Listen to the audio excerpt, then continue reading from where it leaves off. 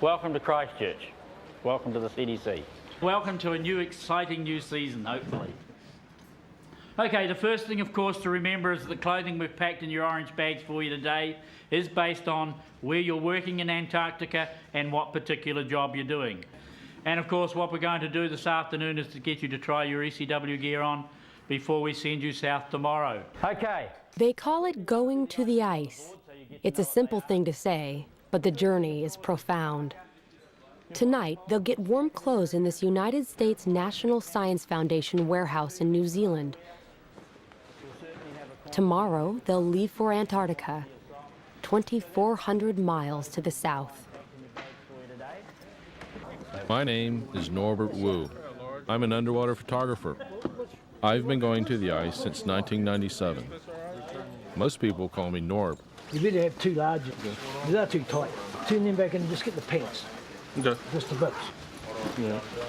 Well known for Antarctic photography, Norb Wu and his team have been invited by the NSF's Antarctic program to take high-definition video cameras into some of the least accessible waters in the world. Norm apparently got a phone call this morning. My name is Christian McDonald. I've been to the ice 6 times. I'll be diving and helping Norb with logistics. How much weight? What are our weight actually? Okay. And at this stage it's 280 pounds, unfortunately, which means that we can only take so much of your gear. Okay. But it'll follow. It'll follow in the next flight. As soon as possible, yeah. So what's going on now? Well, we got to repack everything. So this stuff is going to join us on the next flight, which could be anywhere from just 2 days to 2 weeks. You never know. Check-in time tomorrow morning will be 5 a.m. Okay? So that's basically all there is to it. At first, it's like getting up early to go on an airliner to anywhere. Same standing around, same security hassles. Feels like going to Chicago. Hey Dale, can you do me a favor and hand me my parking? It's right on there. This is the second year I've gone to the ice with Norb. I'm Dale Stokes. I'm an oceanographer.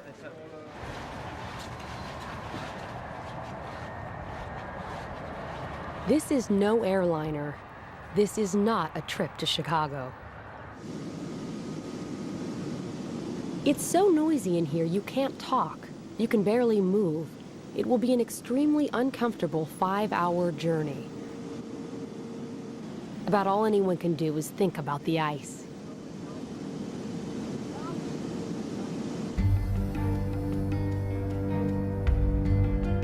Antarctica is dominated by ice.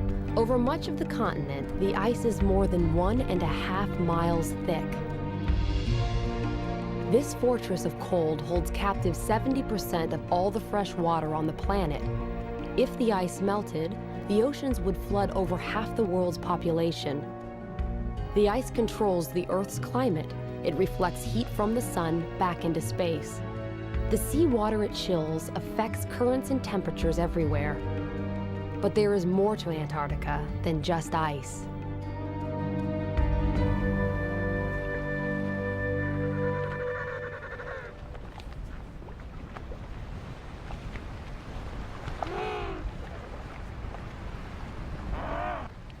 On the surface, Antarctica seems bleak with its endless cold and its flightless, awkward birds. But that's only on the surface. Norb, Christian, and Dale are going to the ice to get under it.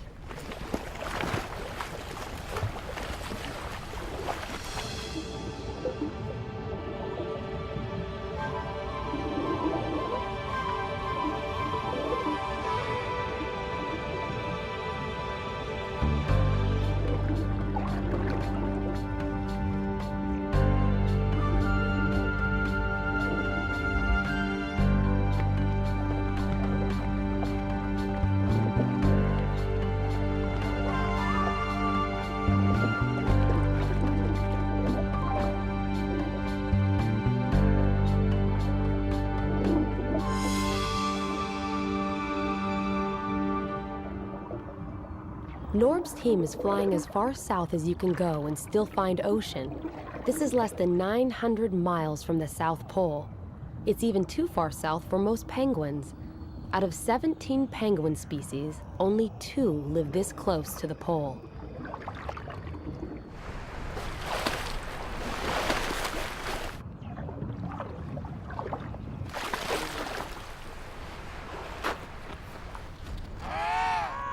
The big ones are emperors. The small one is an Adelie. The penguins only look awkward on the surface. They are completely at home. 5 hours after takeoff, the plane lands on the frozen sea near McMurdo Station, a United States research base. For the passengers, those 5 hours have transformed their world.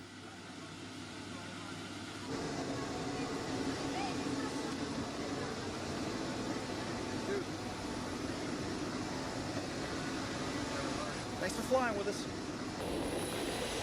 It's like getting out on another planet. I'm always impressed with the purity and the vastness of the ice.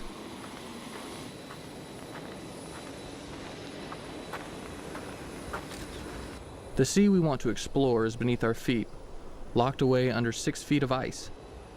But first we have to learn to deal with the ice. This is Snowcraft 1.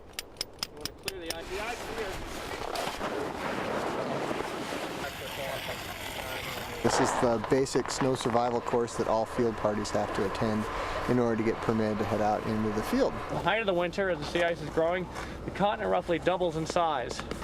So in a normal year, you'll pretty much see a lot of little cracks in the sea ice out here.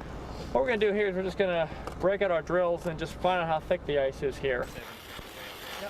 Whenever you're going to drill, and drilling is considering the potential hazards out here, that's the way you find out whether the ice you're on is safe or not. It's known as Snowcraft 1, also collectively known as Happy Camper School, and sometimes known as Survival School. And I guess a lot of that depends on the weather and the disposition of the folks involved. But today it is definitely Happy Camper School. Well, this is a couch. See? This is a party couch. I think I'll turn this into like a little drink rest or a coffee table. Cool. Okay, high winds coming in from the south. You're going to have to hold on to everything you've got. You can't just take the contents of your tents and dump it onto the ground, because otherwise it's just going to blow away. And for God's sakes, you don't take the thing and try and blow into it. You're going to wind up in medical.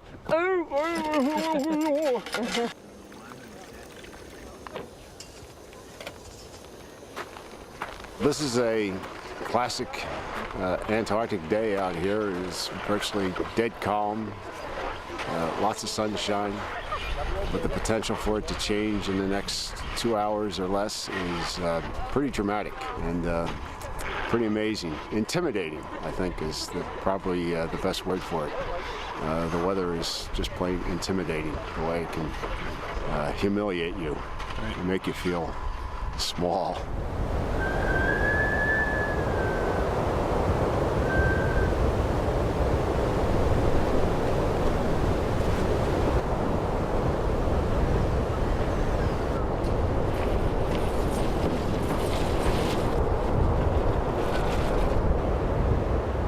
It's mid-October, springtime at McMurdo Station. If you have any trouble at all, you just call Mag Ops and tell them you have a dive accident. They'll page everyone. Hundreds of scientists and technicians are here, but most of them, like Norb's team, are inside, getting ready for the season's work. What transportation options will be best? If you're diving locally here, the best transportation is going to be your Sprite. Rob Robbins is McMurdo's diving coordinator. He'll often dive with the team. Have a helicopter launch from here, go up there and pick you up, so. People call this place Mactown. It's a frontier outpost, a modern version of an old mining town. When the weather breaks, everyone scrambles to get out in the field.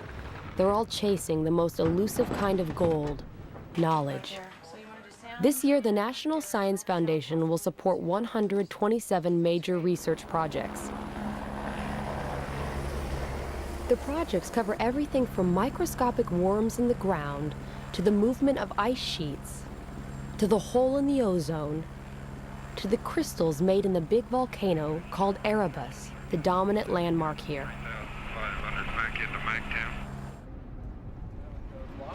For Norb, Christian, and Dale, gathering equipment and scheduling trips into the field seems to occupy all the daylight hours.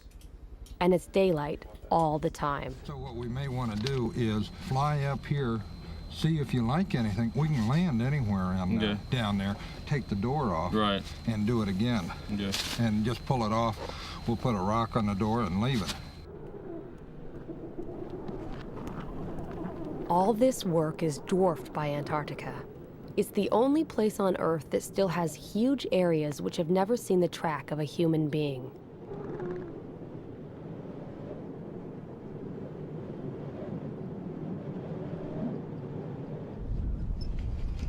I'm so ready to dive, I'll dig with a toothpick if I have to. But we still have to plan things out with Rob. Okay, some of the Sprite accessible dive sites around here, there's a lot of good diving.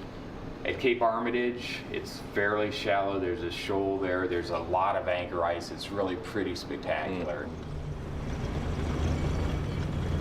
Little Razorback, which is maybe an hour away or so, a lot of big pressure ridges there, so that's a good spot. Are we going to be able to cross them? You think the travel's going to be bad? The travel, I think, is going to be pretty good. There are some cracks. You're going to want to be careful, but it's fairly safe out there. I'd really like to film an iceberg underwater. I mean, that's kind of this thing, you know. There's an iceberg grounded up at Cape Barn, which could be spectacular, but it looks like it's quite a ways offshore. We'll have to see what it pans out to be. This ice is 6 feet thick. It's like cutting a porthole in a concrete wall.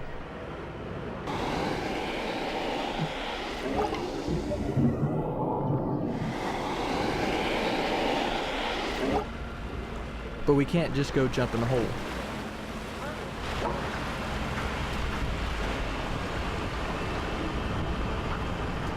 Come back in, blade it, then we'll bring the hut in, place the hut, we'll put snow around it, and you're down. Sounds great. Okay, thanks.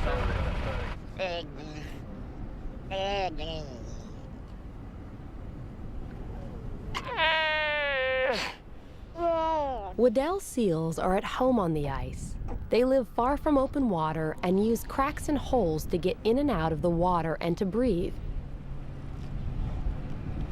In October and November, the seals haul themselves out on the ice to give birth and raise pups.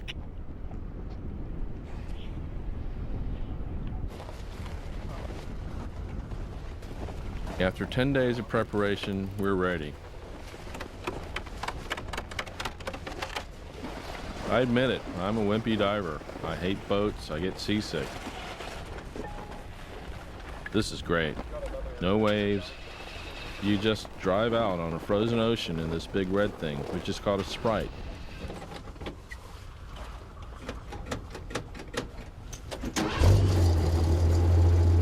A Sprite is fun for about the first 5 minutes. It's like driving a tank. But a tank's fast. This thing maxes out at about 10 miles an hour.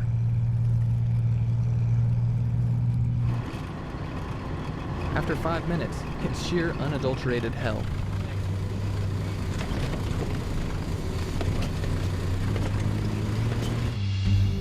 After a rough hour's ride over the frozen ocean, the team arrives at the dive hut that they place next to a rock called Little Razorback Island.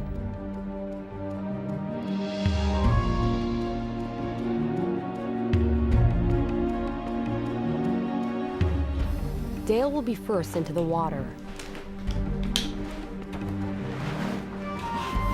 3 layers of underwear and a dry suit. It still doesn't really keep you warm. But for me, it's worth it. There's no diving like this anywhere else in the world. The only thing exposed to the water is your lips. At first, they burn, but then they get completely numb, and it's okay.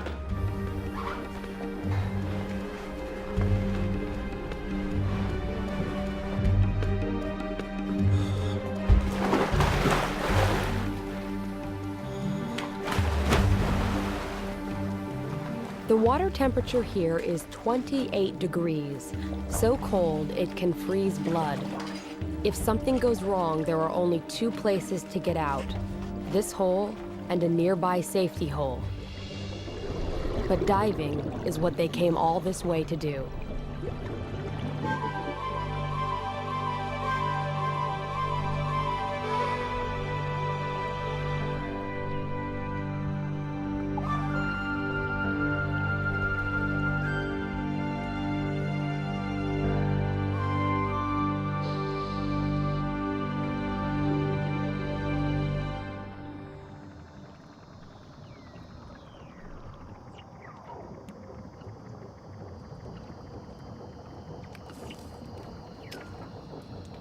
The crystals on the bottom are called anchor ice. In shallow places like this, ice forms on almost anything the water touches, so it grows in kind of an ice garden.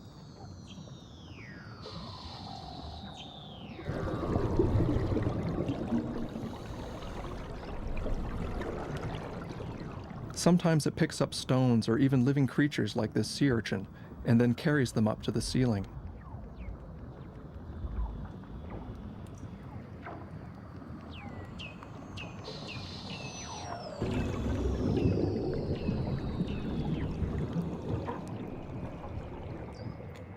To me, these noises sound like alien radio signals in science fiction movies.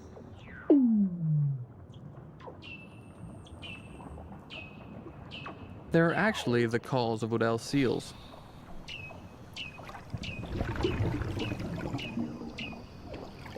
The seals will go anywhere they could find a hole for air.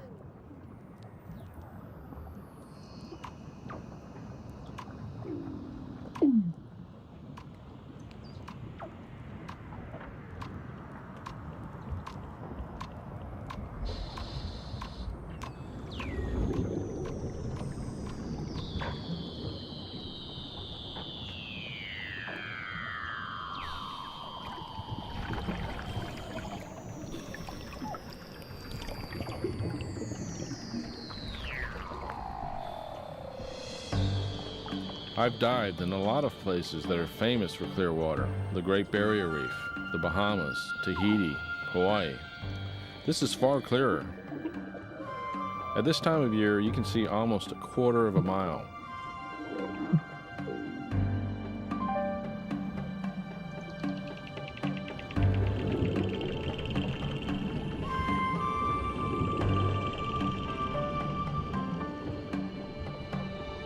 These strange things are called brine channels.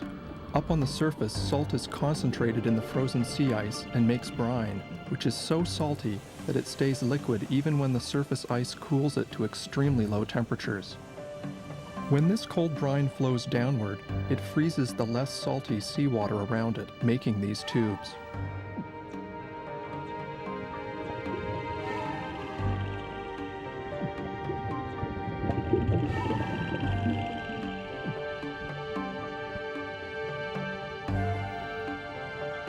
We're diving in shallow water because most of the action is on the ocean floor. These sea stars have just finished off an urchin and are attacking each other. Some of these animals are far bigger than similar species elsewhere. This sea spider is a giant compared to its cousins that live in warmer water. Isolation helps these animals evolve differently, and their slow metabolism in the cold lets them grow older and bigger.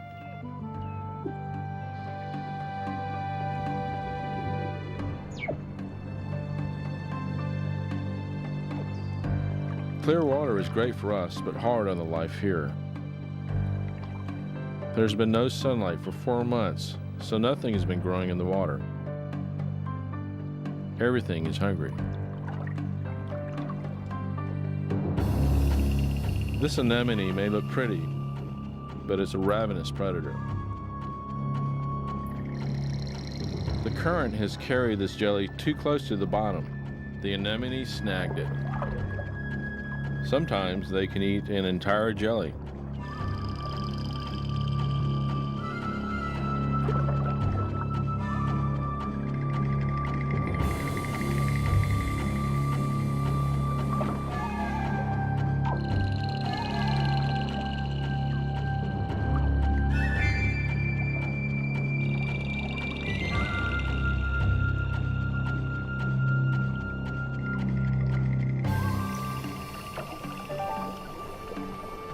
After about 40 minutes, you start to really get cold.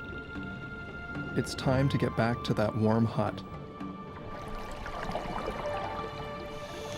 Under the ice, you have no clue what the weather's been doing, but this is Antarctica.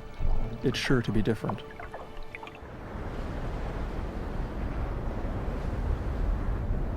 When you come out, you get oriented by looking for Mount Erebus. There it is, smoking away in the distance. Underwater, the body fights off cold by burning calories like a furnace. Cool, baby. Everyone is physically exhausted. Ceiling, very, very cool.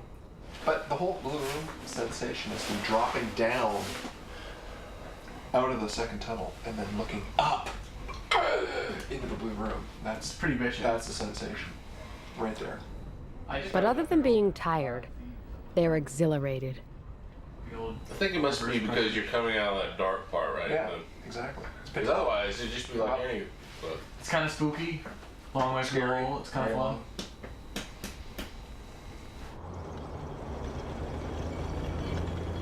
The next day, they're right back out on the ice.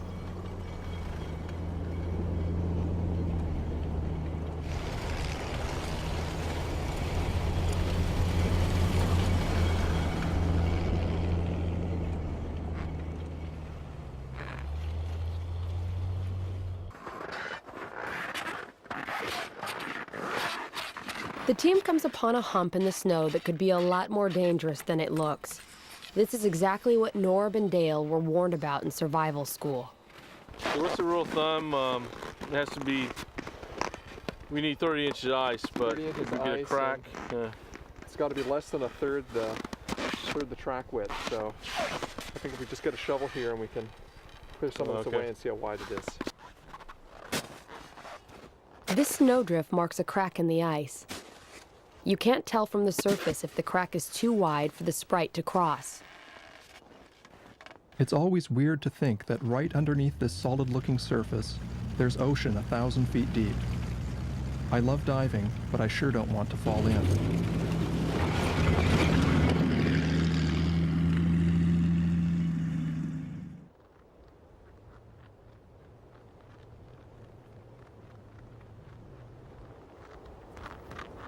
The penguins know how to get around better than the team. In fact, research has shown that their funny waddle is actually very efficient.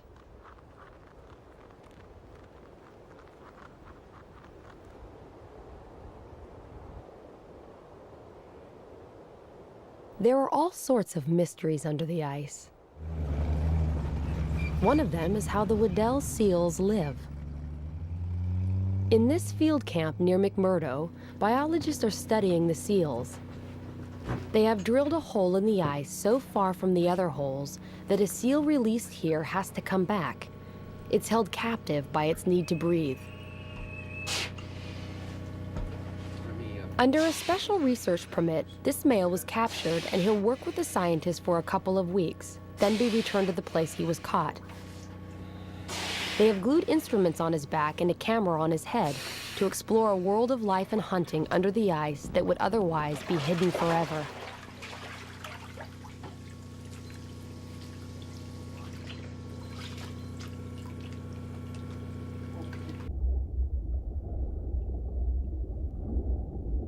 An observation chamber has been built under the ice near the hole. One of the science team is there to watch the seal's behavior.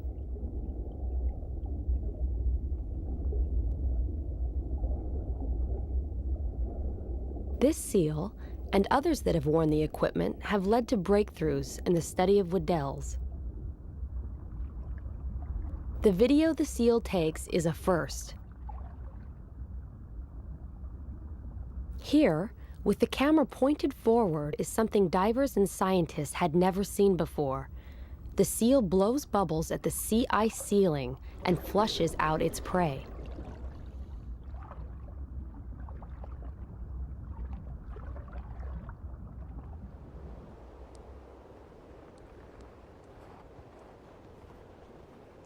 The ice is too thin for vehicles near Turtle Rock, which is the best place to see seals underwater. The team must hike with tanks, cameras, weight belts, and all.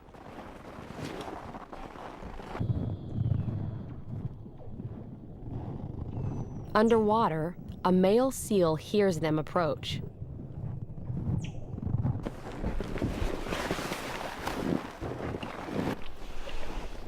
He checks them out, but he has other things on his mind. There is a female in the neighborhood.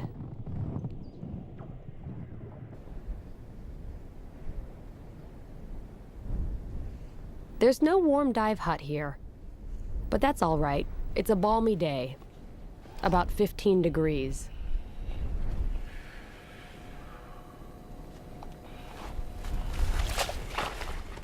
Since the big drill can't get here, the team has to dive through a seal hole. The water's constantly refreezing, but keeping the hole open is one thing the divers can do more easily than the seals. Seals have to use their teeth.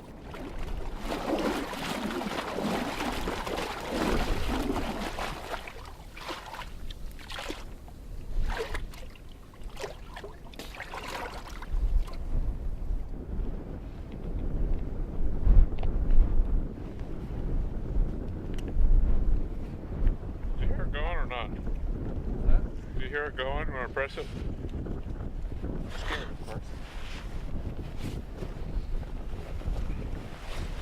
Making a lot of noise though. I got this other one anyway. Mike, let's try The details get you every time. I've had trouble with this hose before, so I want to be real sure it's working.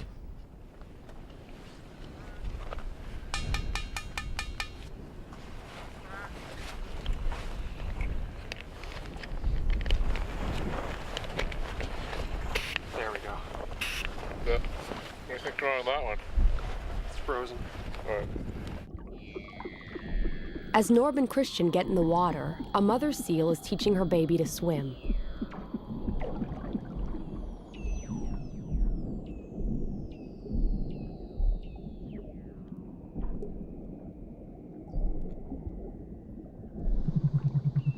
But she has other concerns too. Females, once they've given birth, are often ready to breed, and this female knows that the male is around.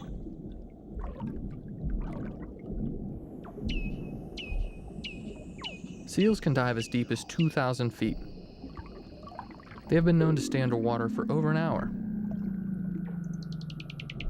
But they don't get decompression sickness, the bends, which is a major hazard for divers. To prevent the bends, divers must be careful when ascending so nitrogen doesn't fizz out of their blood like bubbles in a soft drink.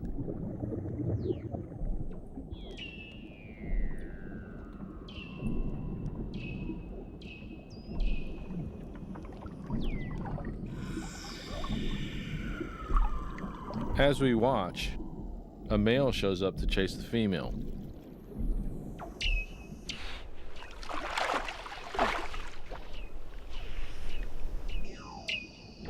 But she's not interested.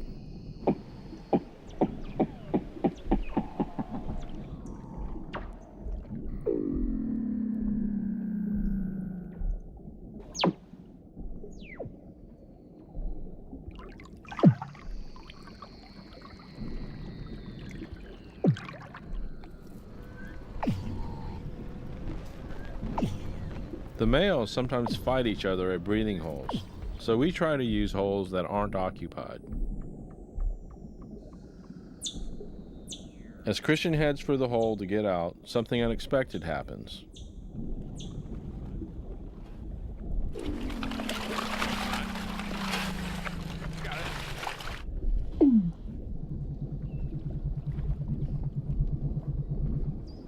Oh!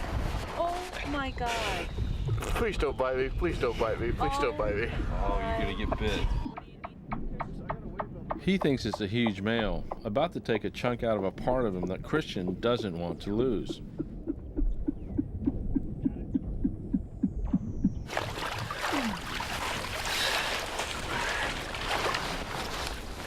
Like, whoa, somebody's goosing me.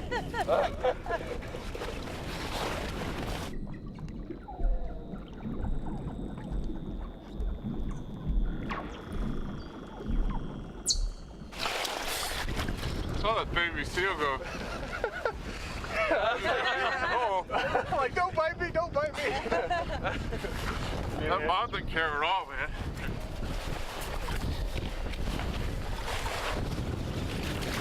Go, is that the baby that came up then? Yeah. I said, I'm like, oh,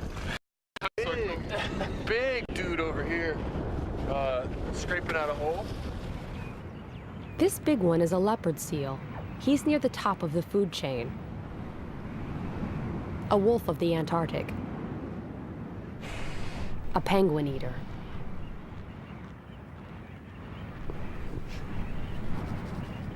But out on the surface, he's about as agile as a slug, so the penguin is safe. For now.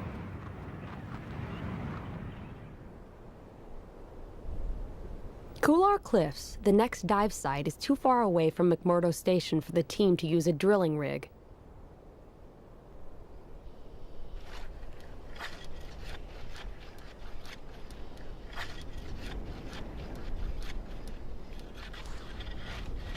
But Christian, Rob, and Dale use just about every portable tool known to man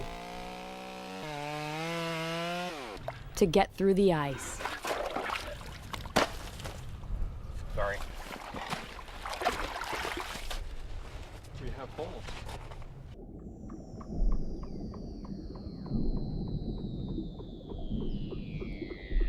This is the type of sea star that I've never seen before, using its long arms to pick plankton out of the water as the current moves past.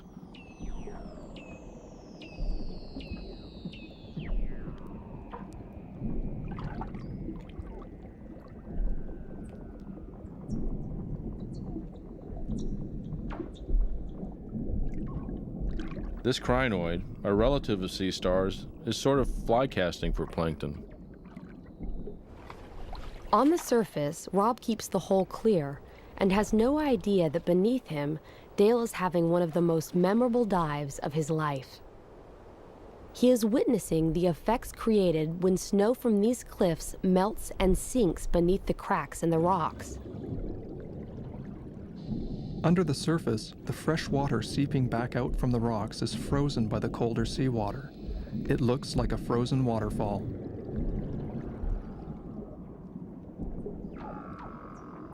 The sunshine has been feeding energy to algae, which is turning green and golden. Soon the algae will bloom in the water and end our season by ruining the visibility. But for now, it's just plain beautiful.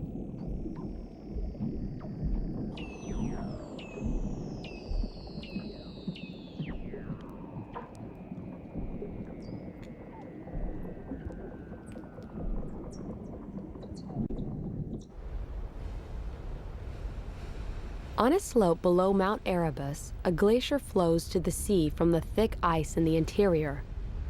In some ages of the Earth's history, Antarctica's ice has flowed completely away. Today, scientists are studying this ice, trying to learn whether it is growing or shrinking and why. This simple and precarious balance between what is frozen and what is not affects everyone on Earth.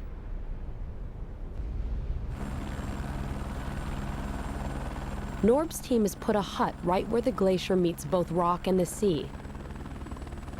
The glacier face goes hundreds of feet down into the water. Norb and Christian will dive right next to it.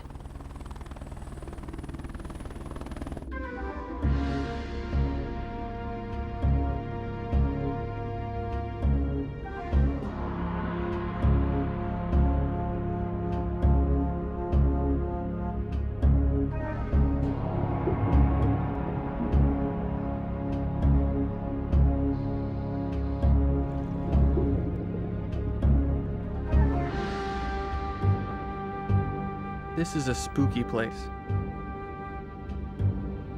When you swim close to this, you can't really tell where the water ends and the ice begins. It gives you kind of an ominous feeling.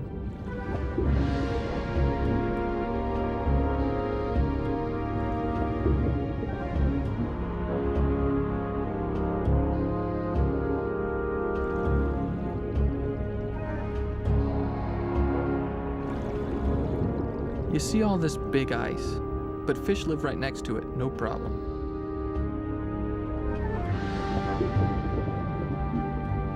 They make their own antifreeze in their pale blood. The ice isn't ominous to them, it's home.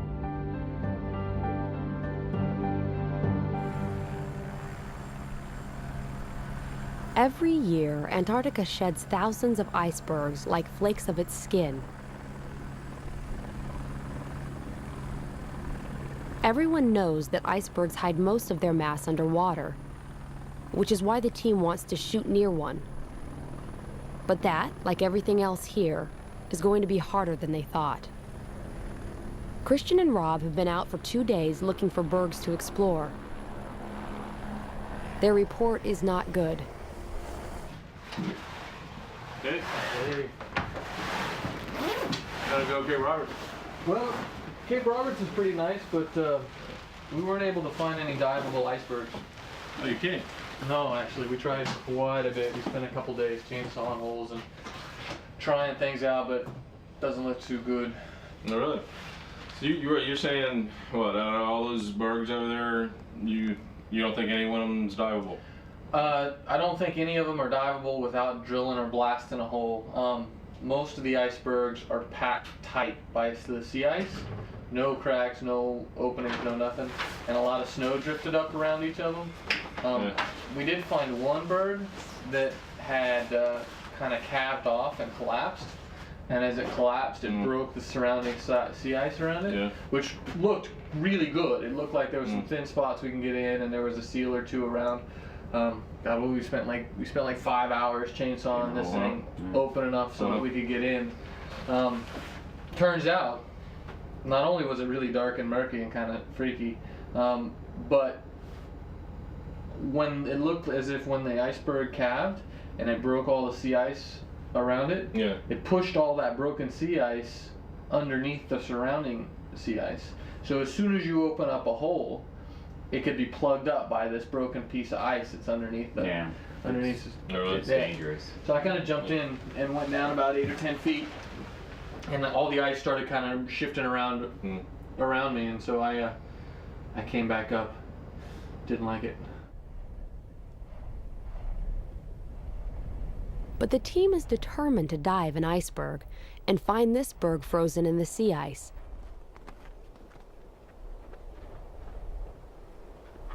The berg appears to be in very deep water, not the most interesting diving. But at least there's a seal hole to dive through, and what they discover is a complete surprise.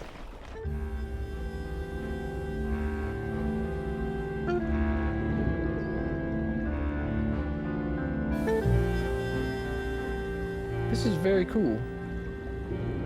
There's rock right under the berg. It's not in deep water after all. There's an underwater pinnacle here, and the berg crashed into it like a ship hitting a reef.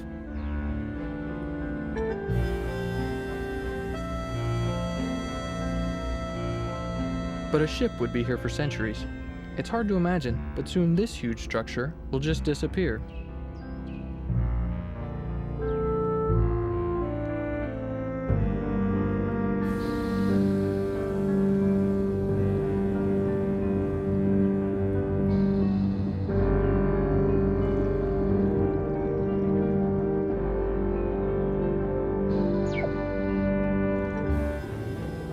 Bergs play a huge role in the Antarctic ecosystem. They crash into the bottom often, clearing big swaths on the seafloor for new life to colonize. Some scientists think this constant churning of the bottom is one of the reasons that life down here is so diverse.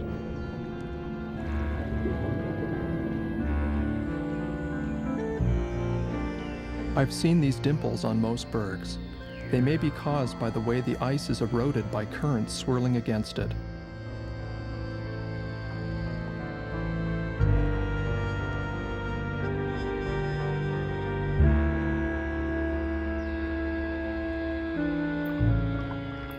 Young fish take refuge in the dimples. I guess when this berg melts, they'll just go find another one. It's not as if there's a shortage.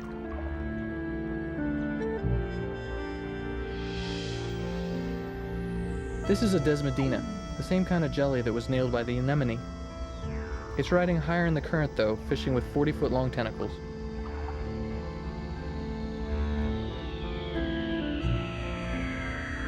It has been another great dive, but this dive costs the team big time.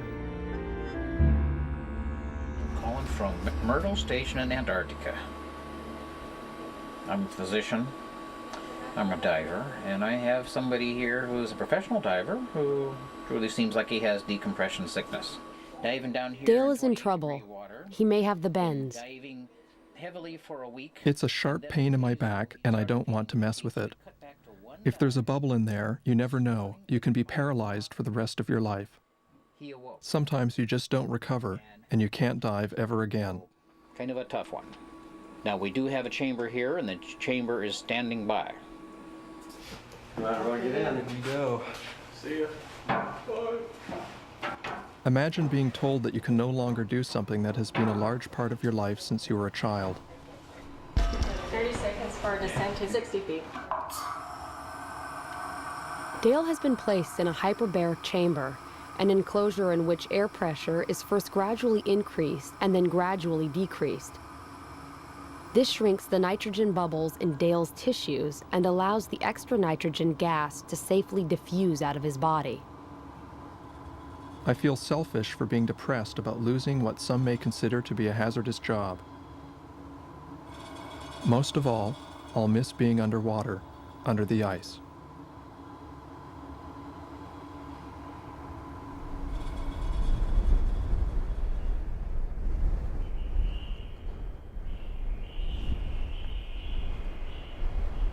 Dale will help out on the surface as the team continues diving and filming. They fly to the strangest dive site on the schedule. It's near a region called the Dry Valleys, where wind keeps the rock scoured clear of ice. At the foot of these valleys is sea ice that is unusually thick and stable. Near the ice, the National Science Foundation has built a well-equipped field camp. Here, oceanographers are studying life that is remarkably similar to what lives thousands of feet down on the ocean floor, the largest and least known ecosystem on Earth.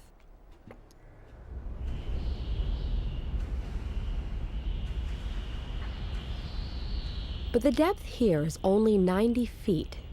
It's the ice, so thick it never breaks up, that makes this shallow world as dark and cold as the bed of the deep sea.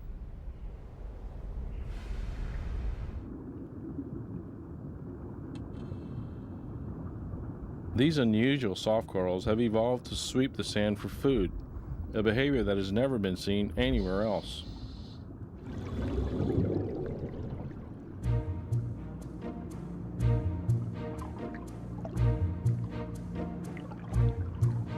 Among scallops, these brittle stars fight each other like stick warriors. The red ones eat the white ones, if they can catch them.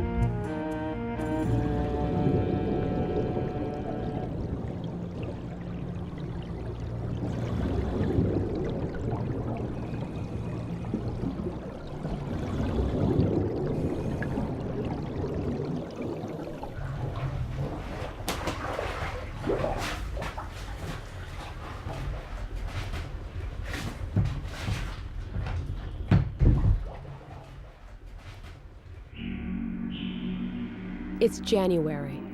On the shore, water is cut loose by temperatures that flirt with a thaw. But summer ages quickly. The midnight sun sinks toward the first sunset of autumn, and there are new visitors to McMurdo Sound.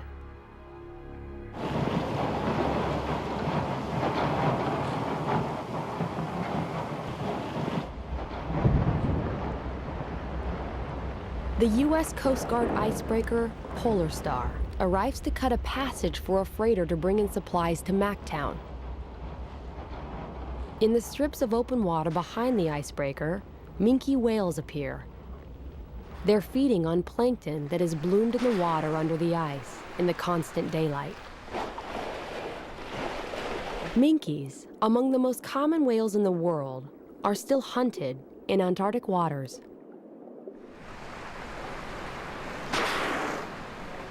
The sudden appearance of abundant food is good for them, but bad for diving. The great visibility is gone, so Norb's time here is almost over.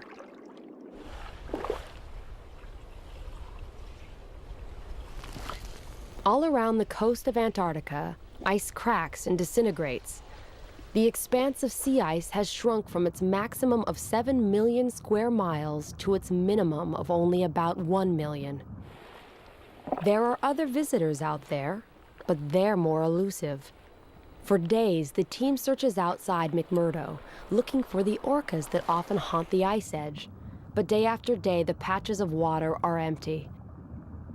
Then, in one breath, everything changes. The ice of the whole bay seems to be breaking up in front of our eyes, opening into long strips of water that are called leads.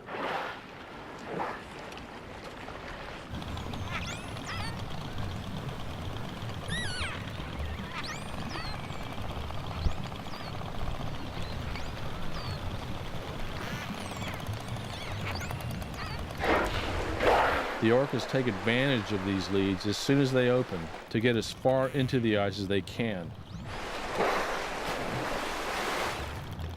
They're hunting the giant Antarctic cod, a fish that can reach over 100 pounds and uses the ice edge as shelter.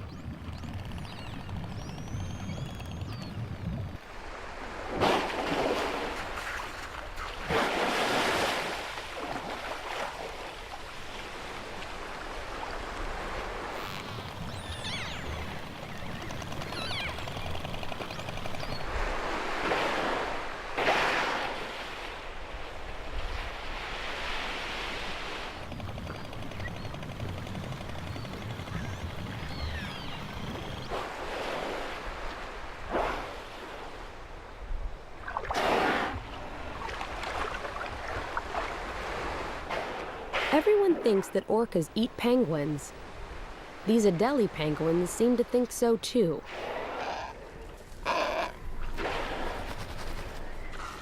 But scientists haven't actually seen a penguin eaten here, so they don't know for sure that it happens.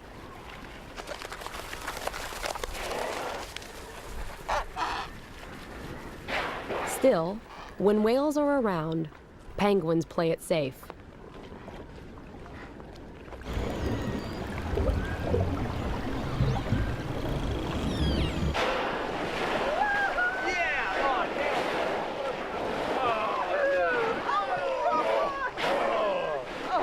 Dude, this is ridiculous. There's like 20 whales right there.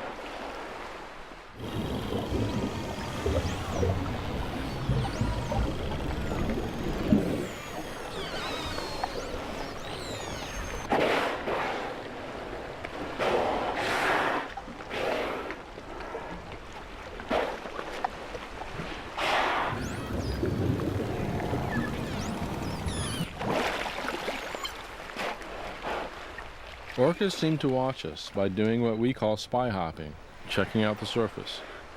They may also spy hop to look for new leads or to navigate back to open water.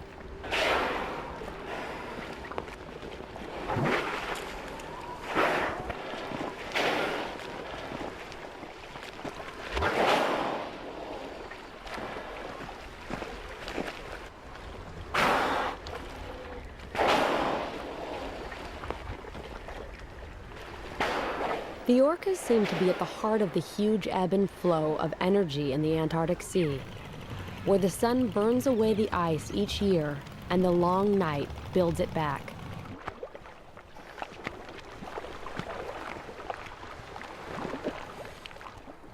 On our last day, Rob is filming me with his digital camera. And suddenly, something happens that reminds me that for all our study, we still know very little about life under the ice. The whale checks me out, then sends some kind of message, but I have no idea what it means.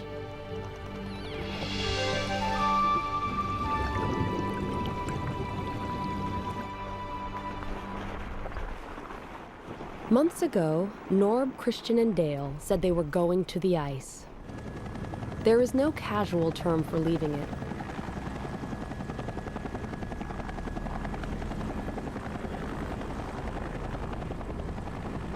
They have looked in the face of glaciers and at the roots of icebergs. They have glimpsed the life that has turned this hostile place into a home. But it's tough being on the ice, and at the end of all this work and cold, the team is happy to be heading home. Antarctica is the one continent where humans may forever be strangers. But we have looked past the big white shield and have seen the beauty and mystery that the ice tries to hide.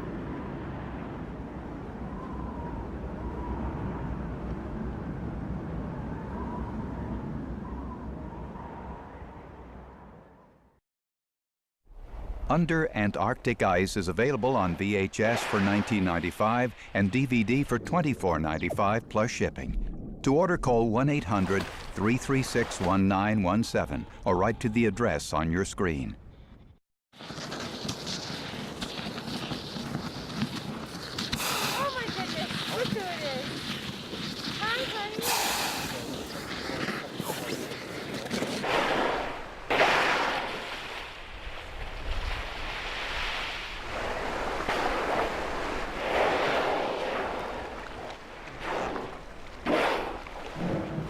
Here's good footage. Yeah.